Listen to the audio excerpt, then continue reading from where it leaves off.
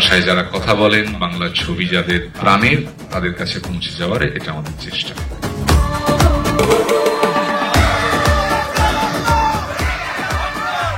যখনই কিছু ভালো ছবি শুনবেন, সেটা আমার হোক বা অন্য কোনো পরিচালক প্রয়োজনদের বা অন্য কোনো নায়কের হোক, নিয়ে এসো।